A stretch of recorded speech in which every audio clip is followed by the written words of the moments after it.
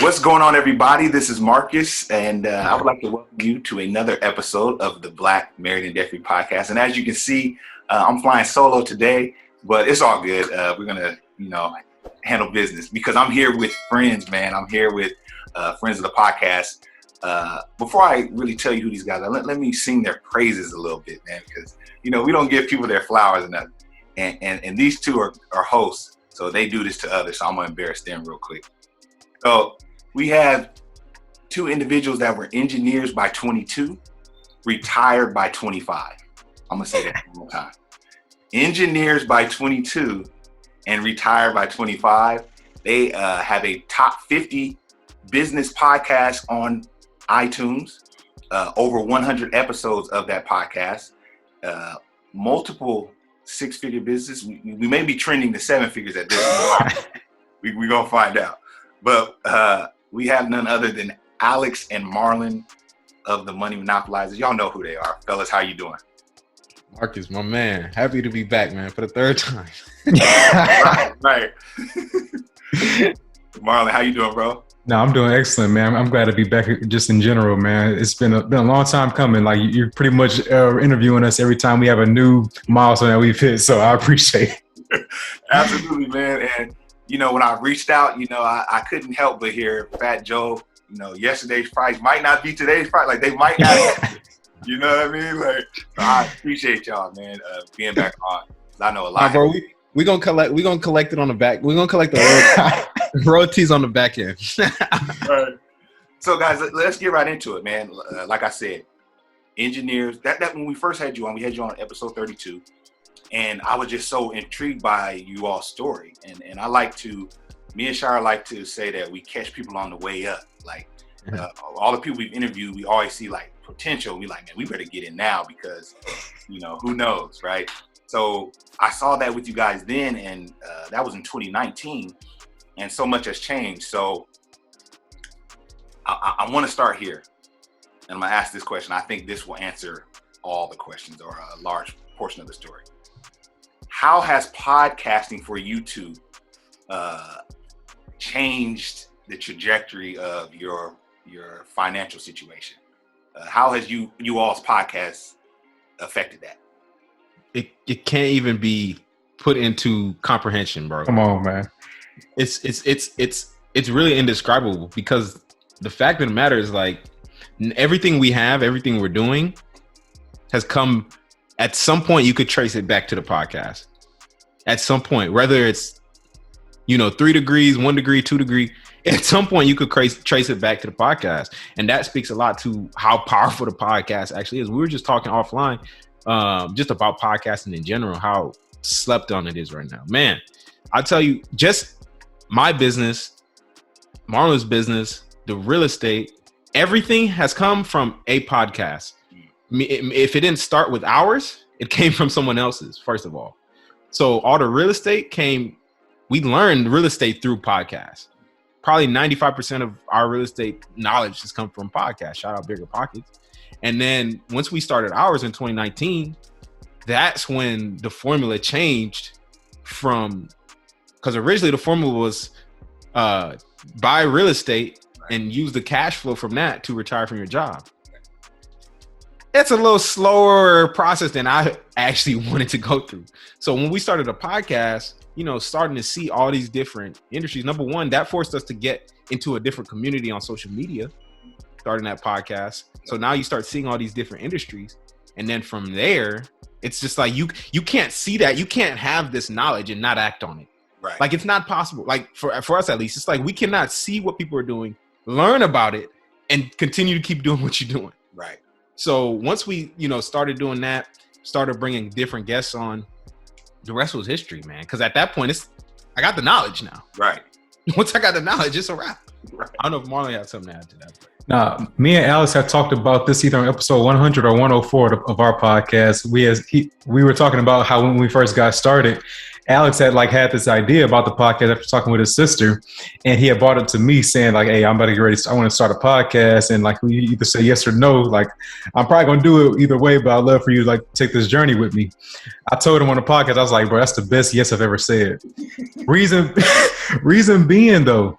Is because if I think about all the high net worth individuals that I know now, I would say that 99% of them came by way of, like Alex said, some sort of podcast, whether it's through the podcast that we were listening to in order to learn about real estate, or whether it's through our own podcast. All the people that we know and that we network with now that are at a higher level financially, all came due to a podcast. The businesses that we started up now, that we're building up and flourishing, are because of a podcast, because of our podcast. Like that, it is the most slept on thing right now in 2021. It's just it's podcasts in general. Like this is so game changing. I can't even express it in words. Yeah, man. I think you guys pretty much summed it up. It's like I was telling Alex off air. It's like I never walk away from a podcast interview like, man, that was a waste of time. You know, you're always enlightened. You're always like building a relationship and learning. You know what I mean? We're learning, like I'm learning right now from YouTube. You know, so I love that. So now let me ask you guys this: can you go into a little bit of the specifics as to, and you touched on it, Alex, how your financial independence strategy changed and into where it is now? So lead us to where you guys are now with your businesses. Yeah. So originally, and I'll talk about mine, and then Marlon, he could talk about his. But like originally, for me, you know, we started this journey. We talked about it in an episode. Did we record that episode in 2019, by the way? Or when did, I don't even know when we recorded. The first time it was in 2019? Yeah, 2019. Oh my God, I was ages. Crazy. October 2019, which is 2 years ago. Wow. We weren't doing nothing back then. Well, that's when it started. October, exactly. For me, in terms of the journey changing. So originally what it was like I said, we started, and so many things I want to say, but when we graduated from college in December 2017, at that point, January 2018, that's when this thing was born. The financial freedom journey was born, right? Because you immediately getting into the workplace, we see that's not free for us. So at that point, it's like, okay, we just act based on whatever is in front of us at that time, or what new information comes to us at that point in time, right? So at that point in time, real estate was because real estate is such a foundational element of wealth and financial freedom that it's just something you see everywhere. Mm-hmm. Robert Kiyosaki, Bigger Pockets, all over YouTube. Real estate is something that always just comes up. So that became the vehicle for financial freedom at that point in time. It was buy enough rental properties to eventually replace the job, and then you can, scale that now with your freed up time and build your real estate portfolio. That's an absolutely amazing strategy. Great strategy that can, build wealth and financial freedom for anyone. But like I said, once we started the podcast and we got exposed to this stuff, you start seeing all the different things. Then that's when I really started thinking like, man, okay, you don't only have to do real estate, right? You can do, at that point, trucking was the first thing I had looked into, right? You could do mobile homes. You could do vending machines. You can do stock options. You can do rental cars. You can do, a marketing company. You can do Amazon FBA. By the way, I'm going through everything I actually tried. Yeah. So I'm not just saying stuff. So at that point, that's what it became in 2019. I started studying trucking, bought my first truck that year. And then 2020, that's why I tell people I went to Entrepreneurship University. Right. I learned, and anytime something came to me, I was like, oh, I got to learn about that. I got to learn about that. I got to learn about that. Right. At that time, I was just doing what I thought I should be doing, having multiple streams of income. Right. That's what everybody preaches. That's what we were preaching on the podcast. Multiple streams of income. Right. Cool. So that's what we're doing. Throughout this whole entire year, I started first with the trucking. I got into rental cars, mobile homes, vending machines, a marketing company. Oh, and Amazon FBA at that time. I'm doing all these different things. I got 15 businesses while I'm still working a 9-to-5. So it's like all of them are getting the same amount of time, which is nothing. If you Like want 2 minutes each. yeah, right. If you want to spread it out. So it's like it got to a point where, you know, I really was it never came to a point where it was like I need to focus on something. It wasn't until I tried again, what was the next thing? The cleaning business. From Anthony and Januka, shout out to Hartrimony. After, you know, we interviewed them on a podcast, they talked about it. I got into that business. Then it was like, okay, this business is different. I'm doing the same thing, giving this one the same amount of time, you know.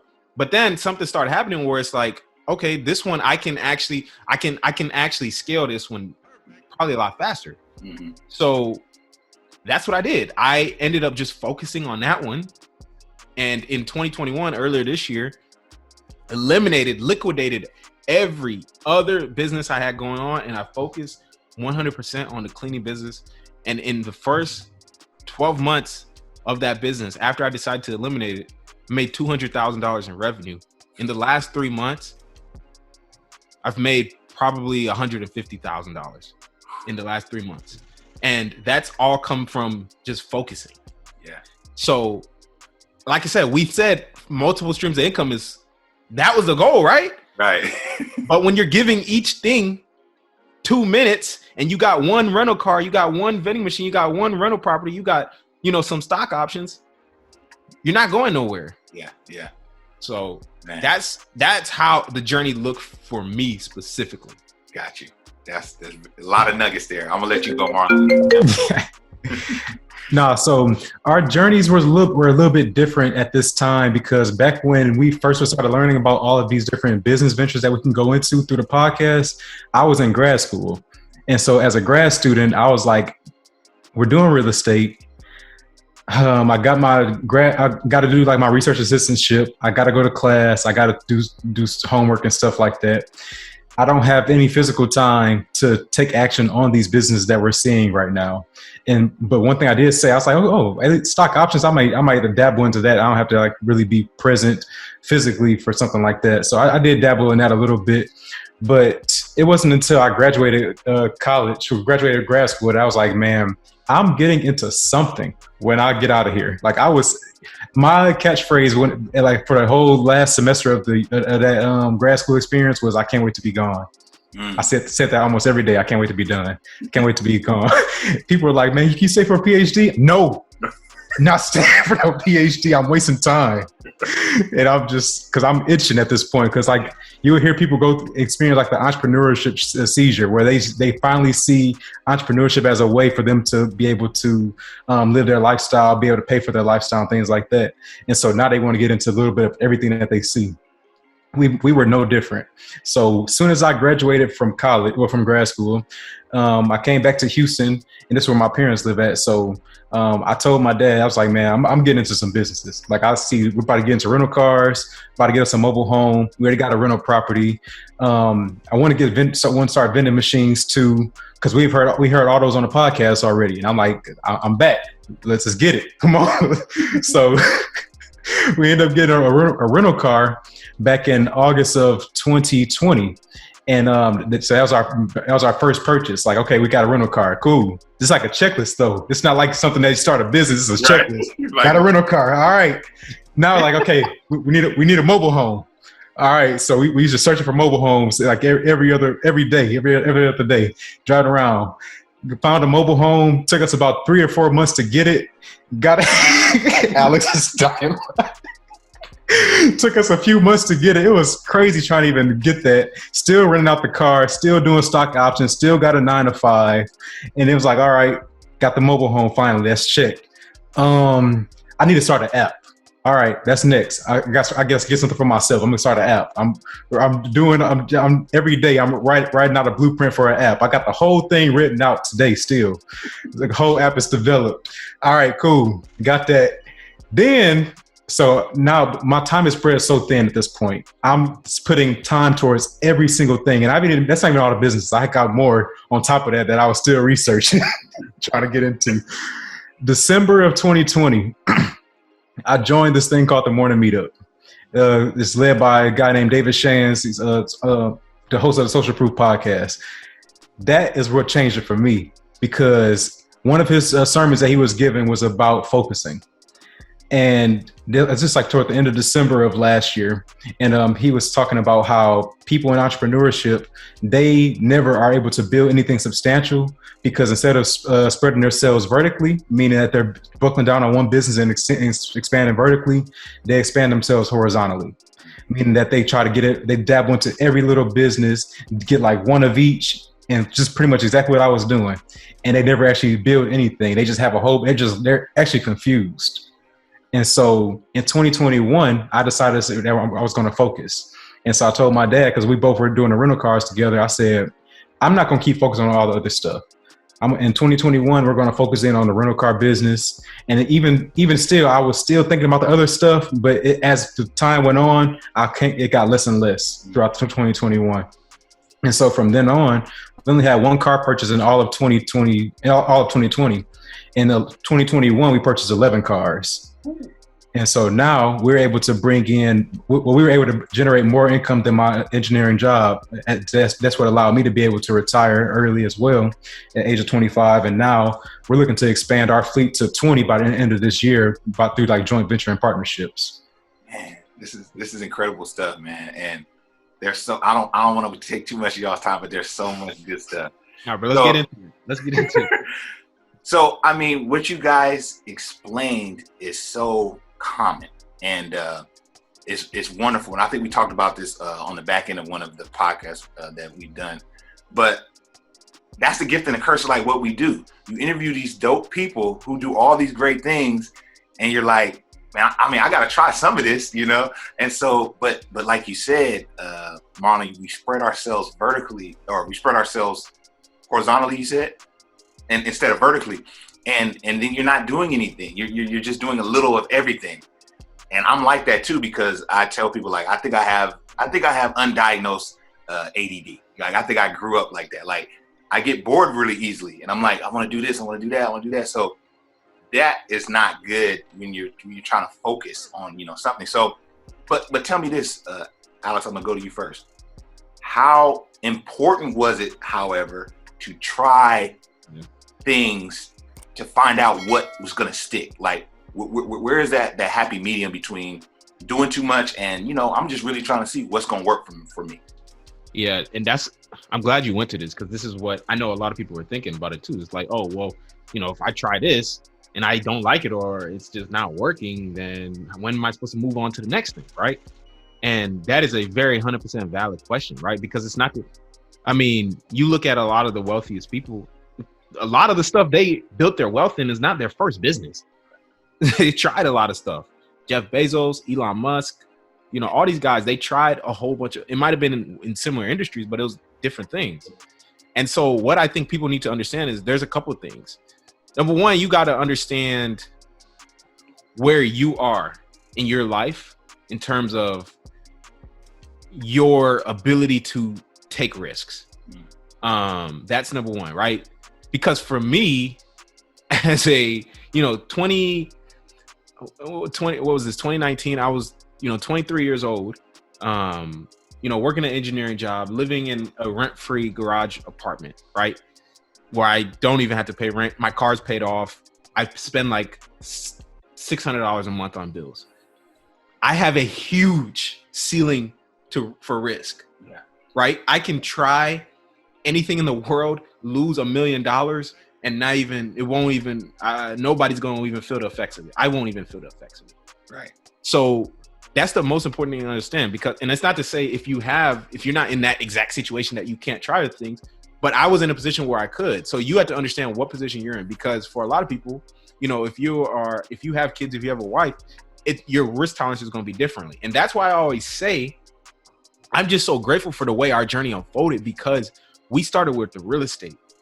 And the thing that real estate allowed us to do was to understand house hacking and understand the power of that.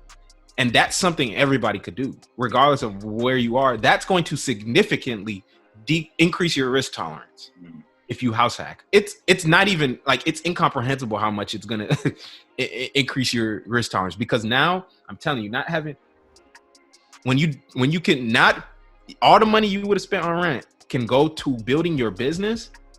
You can spend a lot of money in your business, and you can lose a lot of money in your business, most importantly. Right. So once you have that foundation in place, then I think you're able to take a lot more risk. Now, let's say you got that in place and you start doing other stuff, I think what people need to understand is giving themselves that, like, because I think a lot of people, what happens is they see how someone else is doing something and they want to emulate it exactly, and they want the same exact results as them. Like, they even want it in the same timeline. Yes. And it's like, yo, that's not how it works at all. There's so many different factors that go into play as to what is going to, determine the results you get. Like external factors that you're not even conscious about. Mm-hmm. So it's like, you can try something, but don't try to look at what other people are doing, how other people are doing it, and try to compare your results to theirs, because then that's going to even discourage you even more. Yeah. Because I'm telling you, I'm competitive. And if we in the same business and you telling me now I know we're in the same business, I'm going to try to cook you. Like, that's in my head. I'm trying to murder you now. And so it's like, you better off not even telling me personally. That's just me personally. Like, that's really how I feel. So, just stay in your own lane, do your thing. Don't look at what I'm doing, because I'm telling you, I'm tunnel vision all the way. And once, if I know about it, it's a wrap. So that's the two things I would say for people. That's like, understand your situation and don't try to compare. Like, don't try to say, because that person's doing that business and they got that result, I'm going to go do that exact same business and try to get that exact same result. It doesn't matter about the business. It doesn't matter. It's the person. It's the person that's in the business, that's operating the business. I could have got these results if I focused on any business. I just chose this one. So that's, I think, the two things that people got to understand. Wow. That was powerful, man. That's strong right there. I ain't gonna lie. But no, just let's continue on with that. I think first off, people need to identify why they're getting into a particular business. Like, so before anything else, like, especially if you're trying out different businesses, that's already a good thing for you, because now you can start comparing and contrasting what you like about one business versus another one. So now you may like low overhead, for instance. Low overhead may be your reason for pursuing this business. You may like the passivity of it, like it doesn't require a whole bunch of time, energy, or effort to run the business. And you may like how feasible it is for you to scale. All these things are the factors that you should be looking at to say, I can see myself running this business. Because like Alex said, if you're the person that can operate this business and grow it, it doesn't matter which business you choose. It just matters about your point of preference at that point. Like, which one do I prefer to scale? Because I have the mentality that I can scale. I'm not being blinded by somebody else's success in order for me to move on my own business. And I think that's another big thing. And like Alex was just hitting on, is that if you are discouraged by seeing somebody else's success and because you're not meeting that same timeline, you need to first go through personal development. Because you need to, before you even continue going with business, you haven't addressed the foundation. And if you don't address that foundation, that you're not going to last long anyways, because you don't have your mentality right to have sustainability as a business owner. You still are operating as an employee that's looking for validation from something else. So you need to switch your entire mentality before you move on from here. Man, that's so true. And I think a lot of our listeners deal with that. Right?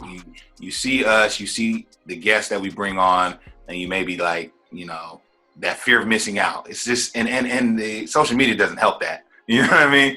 But like you said, Marlon, it's like, if that's your issue, you won't be a successful business person anyway, because you haven't addressed that need to get validation. And Alex, I love what you said, man, about it's not the business. I heard you say on one of your podcasts, it's like, man, I don't care about cleaning. Like, you know what I mean? Like, this is just a means to it. It's a means to an end. Yeah. But and like you said here today, anything that I would have put this energy in, I would have been successful. That's we could shut it down with this, man. No, but one thing that you mentioned that I wanted to comment on too, because you talk about y'all's listeners, right? Because I notice anyone that does a podcast, you think this happens, right?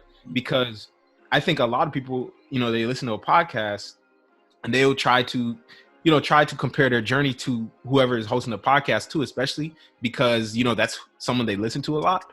But you got to understand, even before this podcast started, even before, we got to this level, there's so many things that we were doing in terms of personal development and growth that happened way before even this podcast that you might not have even done yet.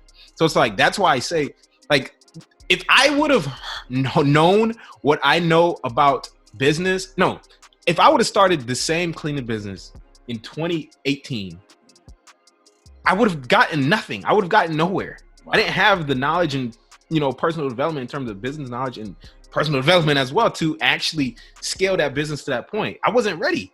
Yeah. It took the growth. The podcast helped a lot with that. Books, I watched thousands of YouTube videos. All the stuff that I do, it has helped to go into that. So that's what, like, I want people to understand too. It's like, you have to go through that personal development, like Marlon has said too. That's very important. And that starts way, like, all the stuff you see that people are doing on social media, if it's actually legitimate, the personal development came much longer before the success. Yeah, absolutely.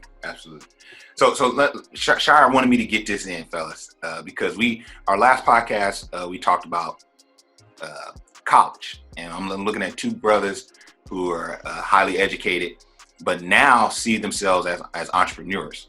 So I got to get y'all's take on this. What are your thoughts on the education system, higher learning in general?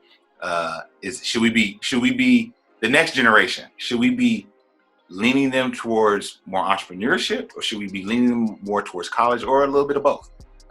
Let's start with you on this one, Marlon. I think so. Just going based on my experiences, for one, it's hard for a junior high or high schooler to truly tell you what it is that they're passionate about and that they want to do for a living, right as they're graduating high school. Some people actually have it, but some people don't. And so it's very hard to so a lot of people are going to a lot of parents are going to force their students or their kids into something that they don't necessarily like, because the kid is trying to please their parents or the kid is trying to fit into society.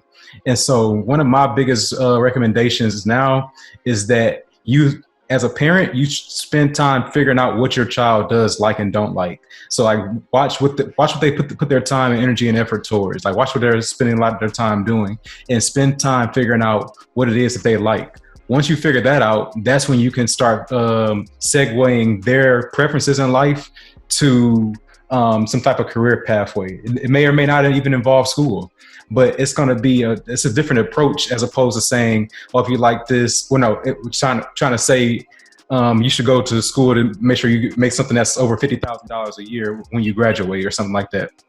And so now you're going to try to pinpoint them into a particular type of field that they may or may not be interested in. And so it's a fine line with that, though.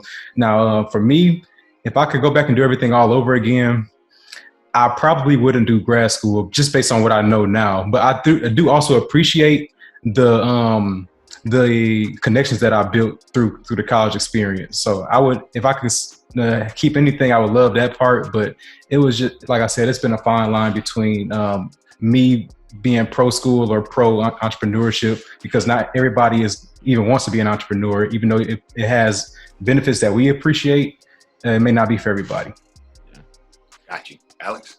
Obviously, so we obviously went to college. So I see the value in college in terms of, what it can actually do in terms of earning potential, personal development, growth, all those things. All of that is very evident, and it's very clear that, if you go to college, you generally do earn more money. Now, is the value of a college degree as valuable as it was 20 years ago? No, because 20 years ago, information isn't as abundant as it is today. So today, you don't need to necessarily have a college degree to even work many jobs in tech, for instance, right? You can go work at Tesla or SpaceX without a college degree if you are just educated and trained. Because I think people got to understand there's a difference between schooling and being educated, right? Most people get schooled. Most people don't actually get educated. I feel like I got an engineering degree, but I feel like I got schooled. Education is different. Now, what I did after school, I'm educated now. Because I was self-education, right? It's different now, because that's something I actually wanted to do. So obviously there's value in it, but I think the only thing I always tell people is, like, I say because no matter what, a job should never be your end-all be-all. No matter what, even if you don't want to be an entrepreneur, a job should never be your end-all be-all. But that job should be able to, you should be able to leverage it into something that can get you financial freedom so that you can work if you want to. It doesn't have to be business. It can be real estate. It could be, fire. It could be, dividend paying stocks, whatever, anything that can pay you passively. In order to do that, though, you need to have capital at some point, right? We had engineering jobs that helped significantly in buying real estate up front, in terms of how much we were able to save and how fast we were able to save it. So to me, I always just say, look at the job as your first investor, yes, in which they can, fund your financial freedom, because that's what my job did. Whether they know it or not, that's what they did. You're right. So that's why I think people should look at it. If honestly, the only thing I would ever change, there's two things I would change. I would have house hacked when I was 18, and when I first went to college, I would have whole nother story, but I would have bought a property when I was 18. Second thing I would have said, originally when I went to school, I was doing computer science, ended up switching to civil engineering. I would have stayed in computer science because I would have made significantly more while I was working at 9 to 5. Granted, I mean, everything happens for a reason. Maybe I wouldn't be financially free if I did do that, because I would have been enjoying that tech money. Who knows? Yeah. But I just know that could have, helped me fund more investments, those kinds of things. And also computer science, coding, that's a great knowledge and skill to have even outside of college, just because I think that's the future. So that's always going to be a valuable skill to have. So that's my take on it, though. That's good stuff, man. That's good stuff. So fellas, man, I really appreciate your time, man. This has been great. And before we get out here, I just want to know what's next for you both, business wise and collectively. What's next for the monopolizers? Yeah, man. So much plan, man. It's crazy. We're literally just scratching the surface of, the thinnest layer. So I think for me personally, in terms of the business, it's going to, so the cleaning business, I just scaled it into the second city. It's in Austin right now, as well as San Antonio. So just scaled there. The goal is to get to 50,000 a month this year. I think I might get that this month. We'll see. And then next year, to get to Houston, and then continue to scale the business all over the country and make it the biggest cleaning business in the United States. Man, that's amazing, man. Yes, sir. And then same for me. It's, for one, yeah, like Alex said, there's so much potential that still hasn't even been tapped into. It's crazy. But like I said, end of this year, I'm looking to have 20 rental cars in our fleet, whether we purchase them or whether we do go through joint venture. By the end of the next year, I'm looking to expand to 50. So, and 50, that's like a bare minimum. I think we can well surpass that. But one thing we want to start doing is building out a team, though. We want to just, so we can start removing ourselves from the business a little bit more. We can start like delegating people that can work for us. That way we're able to enjoy more of our time. Because as I move into 2023, that's when we're going to start looking at like starting to build a family. So that's when it's going to be, I want to be able to have a business that's not start a family. Alex starts smiling, not kids wise, but like a wife wise. So he starts smiling too hard. So I have to address that. So that's when you start bringing other people into the picture. So at that point, I want to be well off to where we can afford the lifestyle that we desire. That's what we consider like level 2 financial freedom, buying whatever it is that would be paying for our dream lifestyle. So that's really my goal right now. And I'm dead set focused on that moving forward. Yeah. And as far as the podcast, man, we just trying to, like I was saying earlier, man, podcasting is so early right now that like, I think we hit gold just in terms of like when we started a podcast, man, like that time of 2019. And like now you have that database of episodes now. When people are starting to catch into podcasts, they find yours and they go back and look. Now they become diehard fans. That's how your podcast just starts spreading, man. So for us, I think, we just invested into it even more, doing in-person episodes only now. So the goal is to continue to grow that and scale that, and get one of them Joe Rogan podcast deals, man. Spotify, they paying $100 million for podcasts, man. So sure, that's where we trying to go. That's what's up, fellas, man. Well, we really appreciate you guys hopping on, man. Me, I'm like, it's crazy that I'm like probably 10 years y'all senior or whatever, but I really get a lot from you guys and look up to you guys. I know like there's hundreds, probably thousands of other brothers who get so much from you too. So y'all keep doing what y'all doing, man. Y'all making people proud out there. And I know that y'all's growth is just gonna be crazy. I'm enjoying the journey, enjoying watching you guys do what you do. So shout out to y'all, man. Hey man, we appreciate you, bro. You was one of the first ones to come on our podcast. One of the first people to invite us on a podcast. So. First to invite us on a podcast. So you one of the day ones for us. So big shout out to you. We all, no matter how big, bro, no matter where we go, you can always hit us up, bro, and we'll be here on the podcast. We can chop it up. That's a fact. Appreciate it, fellas. All right, y'all. Well, I hope you enjoyed this episode, and we're going to catch you all on the next one. Peace.